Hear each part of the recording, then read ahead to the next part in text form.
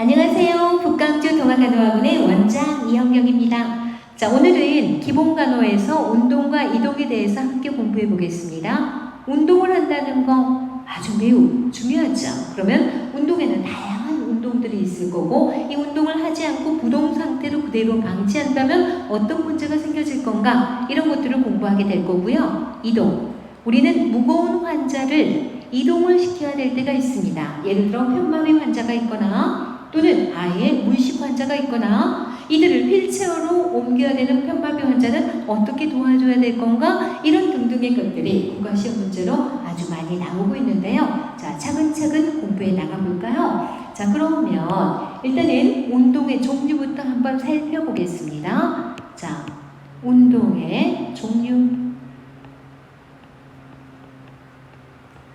자, 다양한 운동들이 있는데 우리 국가시험 문제로 나오고 있는 것 중에는 등 장성 운동이 있고요. 그리고 등 척성 운동이 있습니다. 자, 등장성 운동이라 함은 같다. 무엇이 힘이 같다. 근육의 힘이 같다. 그렇다면 근육의 힘은 동일한데 운동을 하고 있다. 관절을 움직여서 하는 운동이다. 자, 쉽게 갈게요. 등장성 운동은 관절 운동이다. 이렇게 생각을 해보겠습니다. 자, 관절 운동을 한다라는 이야기는 관절의 가동 범위를 넓히려는 거다. 관절의 가동 범위를 넓히는 것이 목적이다. 관절이 강직되지 않고 가동 범위를 넓히려는 거다. 그럼과 동시에 우리는 모든 운동의 공통점은 근력을 강화시키는 건 당연히 있죠. 근력 강화도 시키고 더불어서 관절을 운동시켜서 관절의 가동 범위를 넓히는 게 주 목적이다. 자, 다시요. 등장성 운동의 핵심은 관절을 움직여서 가동 범위를 넓히는 것이다. 물론 근력 강화도 있지요. 그렇다면 여기서 우리는 자, 등장성 운동의 대표적인 예를 들어보면 어떤 걸까요? 아주 가장 우리가 일상적인 운동들은 다 관절을 움직여서 하는 운동이죠. 예를 들어 걷기 또는 수영, 또 뭐가 있을까요? 걷기나 수영, 자전거, 이런 모든 운동들은 다 등장성 운동이라고 말할 수 있습니다. 자, 그런가 하면 등척성 운동요. 등척성 운동. 이 공부를 할 때는 되게 편안하게 이해할 수 있는 거는 문제 풀 때 좋은 거는요. 안 한 척 하고 있지만 하고 있는 운동, 이렇게 생각하면 훨씬 쉽게 기억이 될 겁니다. 안 한 척 하지만 하고 있는 운동이다. 자, 이것은 관절은 고정시킨 상태에서 운동을 한다. 그러면 남이 볼 때는 어때요? 관절을 움직이지 않으니까 안 한 척 하죠? 그러나 운동이 되고 있다. 이것은 근력만을 강화시키려는 겁니다. 근력만을 강화시키는 운동이다.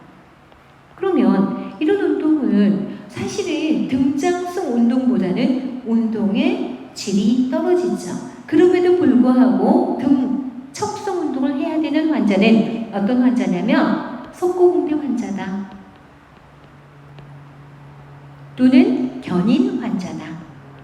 이런 환자라면 어쩔 수 없이 관절을 고정시켜 놨고 근력만을 강화시키는 운동이라도 해야 합니다. 그래서 이 환자가 대상이 된다는 걸 굉장히 중요시 보고 있고요. 여기에 대표적인 예가 되는 것은 근육을 조였다 풀었다. 근육의 힘을 조였다가 풀었다를 반복하는 운동입니다. 이런 문제가 나오기도 하고요. 최근에 문제가 나오기는 벽 밀기 운동.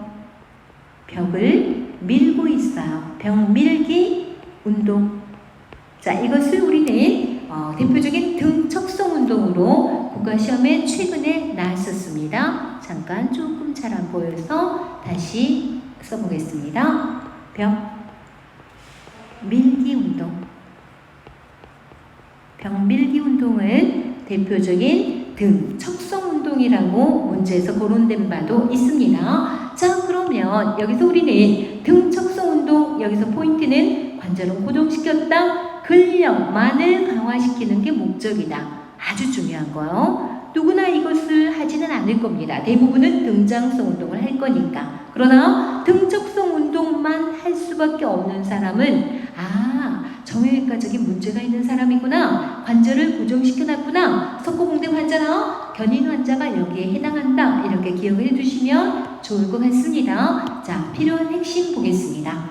자, 운동의 종류 중에 등장성 운동과 등척성 운동을 비교하셔야 되는데요. 등장성 운동은 가동 범위를 넓히려는 것이다. 예를 들어 걷기, 수영, 자전거, 이렇게 보편적인 운동을 말하고 있고요. 등척성 운동은 관절을 고정시키고 근력만을 강화시키는 운동이다.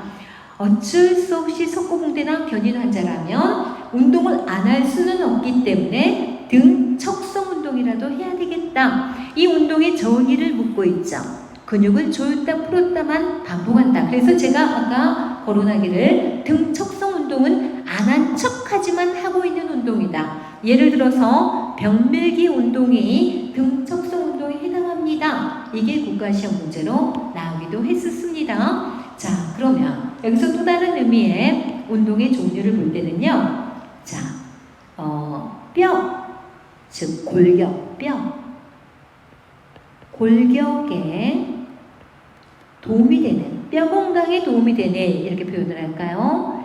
뼈 건강, 골격 건강에 도움이 되는 운동과 그 다음에 골격 중에 관절에 문제가 있는 사람, 관절 건강에 도움이 되는 운동, 이것 또한 문제로 잘 거론하고 있습니다. 자, 한번 같이 생각해 볼게요. 뼈 건강에 도움이 된다. 뼈가 건강해지려면 체중을 버티는 힘이 생겨져야 합니다. 그런가 하면 관절 건강에 도움이 되는 운동은 체중을 버텨내기 힘들다라고 보여지기 때문에 하는 운동이라고 생각을 할게요. 자, 뼈 건강에 도움이 되는 운동은 체중을 부하하는 운동입니다. 체중 부하 운동이라고 하는데요. 예를 들어서 조금 전에 거론한 등장성 운동 중에 걷기가 있고 수영이 있다. 어떤 게 체중을 부하할까요? 예, 걷기 운동.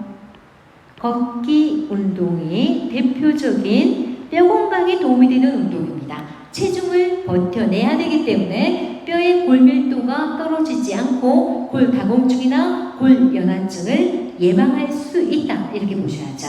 그런데 관절 건강에 도움이 되는 운동, 이것은 관절은 체중을 버텨내는데 어려움이 있습니다. 특히 퇴행성 관절염 같은 경우에 체중이 많이 부하되면 힘들고 관절이 연골이 닳아져서 문제가 되어지는 것이었다면 체중 부하하지 않는 운동, 체중 부하를 하지 않는 운동을 우리는 관절 건강에 도움되는 운동이라고 합니다. 예를 들어 전혀 체중이 부담되지 않는다. 그러면 수영 같은 운동이죠. 수중 운동. 이것은 체중의 부담이 없다라고 보여집니다. 자, 이 또한 굉장히 문제에서 잘 거론이 되고 있습니다. 뼈 건강에 도움이 되는 운동은 체중을 부하하는 걷기 운동이다. 기억하시고요. 관절 건강에 도움이 되는 운동은 이것은 체중을 부하하지 않는 운동으로서 수영이 대표적이다. 이 또한 문제로 많이 거론되고 있다라는 점 강조 말씀드리겠습니다. 자, 이번에는요. 수동운동이 또한 문제에서 잘 나옵니다. 자, 수동운동.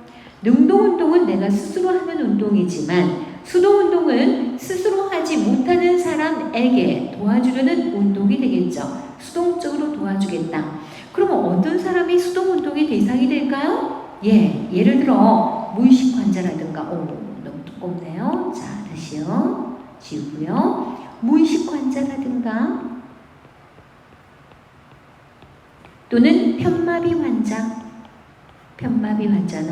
또는 하지마비 환자나 볼까요? 하지마비 환자가 있다. 이런 환자들의 경우에는 능동적으로 운동을 하지 못하지만 그럼에도 불구하고 수동운동을 해줘야 되겠죠. 그러면 수동운동의 그 방법론이 국가시험 문제로 좀 잘 나오고 있는데요. 1일 3회. 그 다음에 한 번 할 때 1회에 3번씩 내지 10분 이내의 시간 동안 해라. 이걸 좀 강조하고 있습니다. 그런가 하면 또 강조하는 것은요, 머리에서 발 방향으로 한다. 머리에서 발 방향으로 하되 한 곳이 운동이 끝나면 다음 운동으로 들어갑니다. 예를 들어 목 운동이 한 번에 3번씩 5 내지 10분 이내 목 운동을 다 했다. 그러면 그 다음에 어깨 운동을 하고요. 그 다음에 팔꿈치 운동을 하고 손목 운동을 하고 손가락 운동을 하고 또한 발 쪽으로 이렇게 내려가겠다. 그러면 금방 제가 말씀드리기를 팔 운동을 하고 그 다음에 손목 운동을 하고 손가락 운동을 한다. 그러니까 큰 근육 운동을 먼저 하고요. 큰 근육 운동을 먼저 하고요. 그 말은 중심 쪽, 중추 쪽의 운동을 먼저 하고요. 그 다음에 작은 근육 운동으로 갑니다. 작은 근육 운동으로 하자. 즉 말촌을 다음에 하자. 이런 것들도 강조하고 있습니다. 큰 근육하고 작은 근육 한다. 같은 말로 중추에서 말초로 간다. 이런 수동 운동의 전체적인 내용을 얼마나 알고 있는가. 이게 또 문제로 나오고 있고요. 그 다음에 또 강조되는 수동 운동에서 강조되는 것이 있습니다. 예를 들어 금지 대상. 수동 운동의 금지 대상은 누구인가? 예를 들어 관절이 이미 손상됐거나 또는 관절에 염증이 있거나 또는 관절에 부종이 있는 환자가 있다. 이런 환자는 수동운동 자체 금지 대상이 됩니다. 그런가 하면 말하자면 이런 것도 강조됐죠. 만약에 중단해야 되는 환자가 있다. 관절 운동은 한참 하고 있었는데 중단해야 된다. 이건 뭐냐? 운동 중에 통증이 발생했습니다. 통증 발생 시에는 수동 운동을 하다가 중단을 해야 됩니다. 알겠죠? 그런데 그게 아니라 운동 중에 잠깐 마사지를 하고 마사지 후에 다시 반복할 수 있겠다. 다시 할 수 있는 환자는 누구냐? 그러면 관절에 강직이 나타났을 때, 강직이 나타났을 때는 마사지 후에 다시 합니다. 이거 간단해 보이지만 문제로는 거론이 되고 있습니다. 다시 말합니다. 어떤 사람은 금지해야 되는가? 관절이 손상, 염증, 부종이 있는 사람은 수동 운동을 하면 안 되는 환자입니다.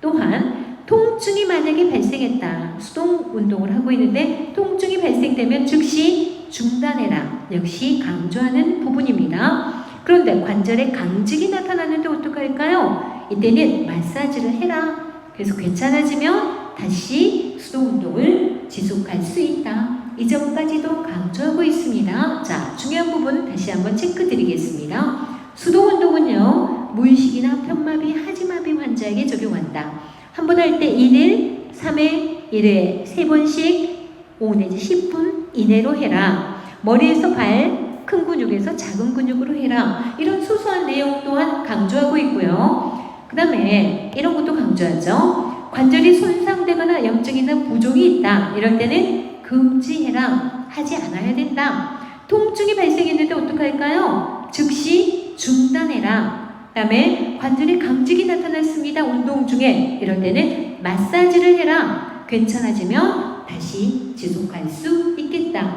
이게 수동운동이 꽤 문제에서 나오고 있습니다. 그래서 수동운동에서 강조하는 부분들 말씀드렸습니다. 다시요. 뼈 건강과 관절 건강에 도움이 되는 운동을 비교하는 것이 문제로 나오는가 하면 등 장소 운동과 등 척송 운동을 비교할 줄 아는가? 이것 또한 문제로 나오고 있기 때문에 다시 거론 드립니다. 다시 거론 드리기를 되게 중요한 부분이요. 이 두 가지 비교하셔야 됩니다. 등 장소 운동과 등 척송 운동 비교하셔야 되고요. 뼈 건강에 도움이 되는 운동과 관절 건강에 도움되는 운동 역시 비교하시고 문제로 나옵니다. 그런가 하면 수동 운동에 대한 세부적인 내용을 얼마나 알고 있는가, 이런 것들이 운동의 종류 등에서 많이 거론되고 있는 문제들입니다. 기억해 주시기 부탁드리고요. 그런가 하면 우리는 이제 또 다른 각도에서 문제로 잘 나오는 것을 말씀드려 보겠습니다. 편마비 환자가 있습니다. 편마비 환자의 이동을 어떻게 할 건가? 아까 운동은 말씀드렸습니다. 편마비 환자는 수동 운동이라도 해서 관절이 강직되는 것을 막아라. 그런데 편마비 환자를 이동을 해야 됩니다. 이동을 도울 때 우리는 어떻게 도와줘야 되는가? 이게 또 문제에서 잘 나오고 있거든요. 그래서 소소하게 살펴보도록 하겠습니다. 자, 편마비 환자를 일으켜 앉히려고 합니다. 일으켜 앉기, 앉도록 하기, 앉히기 그럴까요? 자, 앉히기, 편마비 환자를 일으켜 앉히려고 합니다. 또한 또 강조하는 것은요, 편마비 환자를 일으켜 세우기, 세울 때는 어떻게 할 건가? 세 번째, 편마비 환자를 침대에서 휠체어로 옮기려고 합니다. 침대에서 휠체어로 옮기기. 그럴 때는 어떻게 해야 되는가? 또한 네 번째, 만약에 거꾸로 휠체어에서 침대로 환자를 옮기려고 합니다. 그럴 때는 어떤 점을 주의해야 될 건가? 이런 것들요. 자, 몇 가지 강조하는 부분 함께 살펴보고도 할게요. 자, 먼저 일으켜 앉히려고 합니다. 예를 들어 오른쪽 편마비가 있습니다. 그럼 오른쪽은 전혀 힘을 버티지 못하기 때문에 건축으로 돌아 누워서 이렇게 앉혀야 됩니다. 자, 건축으로 돌아 누워. 그 다음에 그러면 건축으로 돌아 누웠다면 건축팔로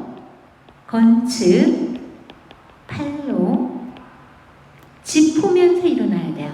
짚으면서 힘을 받아서 일어나 앉습니다.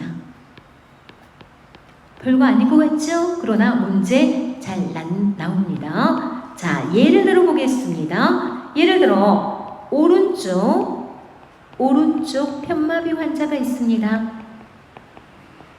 그러면 어느 쪽으로 돌아 누워서 일어나 앉아야 될 것인가? 이런 문제가 거론이 되는 거죠. 오른쪽에 편마비 환자다? 그러면 건축으로 돌아 눕기로 했지요? 그러니까 왼쪽으로 돌아 누운 상태에서 일어나 앉아야 합니다. 예, 강조 말씀 드립니다. 다시요. 자, 일으켜 앉히려고 합니다. 건축으로 돌아 누워라. 그리고 건축팔로 짚으면서 일어나 앉도록 한다. 예를 들어 오른쪽에 편마비 환자다? 그러면 어느 쪽으로 돌아 눕는다고요? 예, 왼쪽으로 돌아 누워라. 왼쪽으로 돌려 눕힌 다음에 일으켜 앉도록 하자. 이거 강조 말씀 드리는 거거든요. 또한 자, 일으켜 세우려고 합니다. 세우기, 이 또한 아주 강조하고 있는데요. 자, 이렇게 세우려고 할 때는 어떻게 할 거냐? 마비된 쪽 무릎을 지지해 줘야 됩니다. 문제 잘 나오죠? 마비된 쪽, 즉 마비된 쪽 무릎을 지지해야 된다. 무릎을 지지하고 일으켜 세운다. 왜냐면 이렇게 세우면 무릎이, 마비된 쪽 무릎이 꺾여버리거든요. 그래서 마비된 쪽 무릎을 지지하고 일으켜 세워라. 예를 들어 오른쪽 편마비 환자다. 그러면 오른쪽 무릎을 지지해야 된다 라는 말씀입니다. 다시요. 자, 오른쪽 편마비 환자다. 오른쪽 편마비 환자다. 그러면 어떻게 할 거니? 예, 오른쪽 무릎이 꺾여버리기 때문에 무릎을 지지하면서, 누가? 처치자의 무릎으로 지지하면서 일으켜 세웁니다. 하면서 세운다. 이거 강조하고 있습니다. 예, 간단해 보이지만 나름대로 문제가 나오고 있다는 점 다시 강조 드리겠습니다. 자, 마비된 쪽 무릎을 지지해라. 마비된 쪽 무릎을 지지해라. 예, 강조 말씀드립니다. 잠깐요. 강조점 찾아보겠습니다. 자, 여기서 편마비 환자 이동을 도와주려고 하는데 이렇게 앉힐 때는 건축으로 돌아 누운 상태에서 건축팔로 짚고 일어나라. 예를 들어 오른쪽 편마비 환자니 왼쪽으로 돌려눕혀라. 그 상태에서 왼팔로 침상을 짚고 일어나도록 해라. 다음, 일으켜 세우려고 합니다. 외우려고 하지 말고 이해하세요. 일으켜 세우려고 할 때는 이렇게 세우다 보면 마비된 쪽 무릎이 꺾입니다. 그래서 마비된 쪽 무릎을 지지해라. 예를 들어 봅니다. 오른쪽 팻마비 환자다. 그러면 그 환자 오른쪽 무릎을 내 무릎으로 지지해서 일으켜 세워야 합니다. 이거 놓치지 말고 보도록 할게요. 예, 그런가 하면 계속해서 보겠습니다. 침대에서 휠체어로 옮기려고 합니다. 여기서 중요하게 보는 것은요. 자, 휠체어, 옮기려고 하는 것을 중요시 보셔야 돼요. 휠체어로 옮기려고 합니다. 침대에서 휠체어로 옮기려고 합니다. 이때 우리는 강조되어지는 것은요. 옮기려는 휠체어를 건축에다 둬야 합니다. 건축에 둔다. 예를 들어서 이렇게 볼게요. 자, 침대가 있습니다. 그런데 휠체어가 있어요. 자, 휠체어가 이렇게 있는데 바퀴가 이렇게 있고요. 그 다음에 이렇게 손잡이가 있습니다. 자, 그런데 여기가 환자가 누워 있는데요. 이렇게 환자가 누워 있습니다. 그런데 휠체어를 환자 왼쪽에다 뒀죠. 그것은 이 환자는 어느 쪽이 편마비인가요? 라는 생각을 한번 해보겠습니다. 자, 휠체어를 환자의 왼쪽에다가 두었습니다. 왼쪽에다 두었어요. 그것은 이 환자는 오른쪽이 편마비라는 이야기입니다. 그러면 왼쪽은, 즉 왼쪽이 여기가 건축이라는 이야기죠.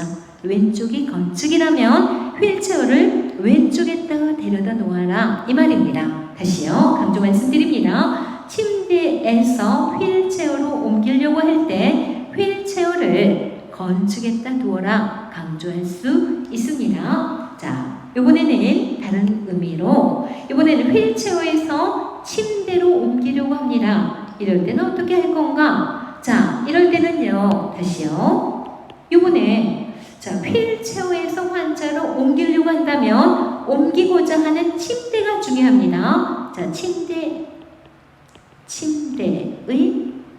어느 쪽에? 침대에 건축이 있어야 합니다. 침대 쪽에 이렇게 볼게요. 침대. 지금 휠체어에서 침대로 가려고 하죠. 그래서 이때는 침대를 건축에 둔다. 건축에 둔다. 무슨 말씀인지 알겠습니까? 예를 들어서 자, 이게 휠체어입니다. 휠체어에 환자가 지금 이렇게 있습니다. 이게 휠체어예요. 여기가 침대가 있습니다. 근데 환자가 여기 지금 앉아 있어요.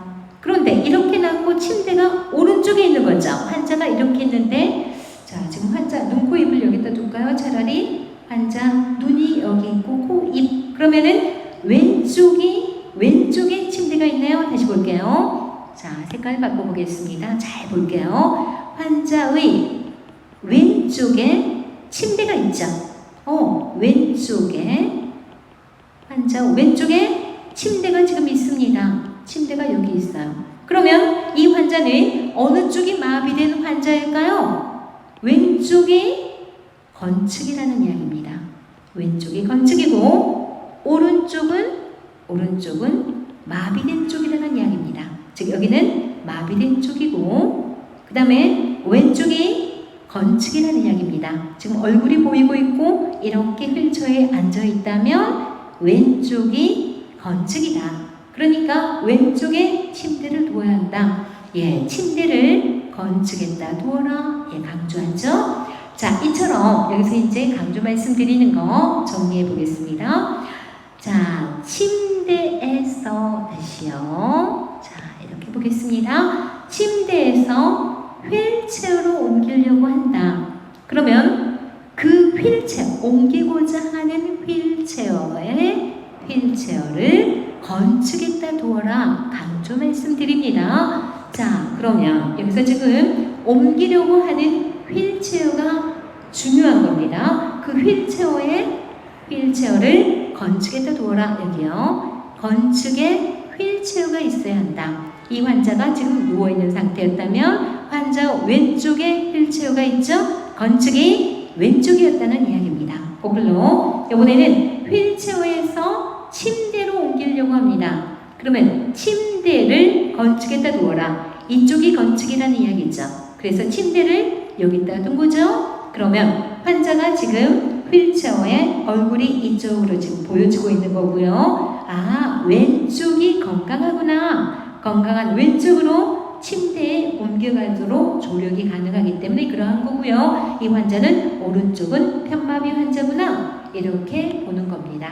자, 그래서 이 환자가 어느 쪽으로 옮겨지려고 한다. 그 옮겨지려고 하는 그곳에 건축이 있어야 된다. 이런 점을 강조 말씀드리겠습니다. 자, 이렇게 해서 지금 운동과 그리고 편마비 환자 이동도끼 이런 거에 대해서 어느 만큼 여러분과 같이 공부를 해봤는데 오늘 공부한 내용에 요만큼을 먼저 설명드렸고요. 쉬었다가 보행기 보조, 또 목발 보조, 또 지팡이 이런 것들의 보조를 어떻게 해줘야 되는가 보행법에 대해서 공부하겠습니다. 자, 여기까지 수고하셨습니다.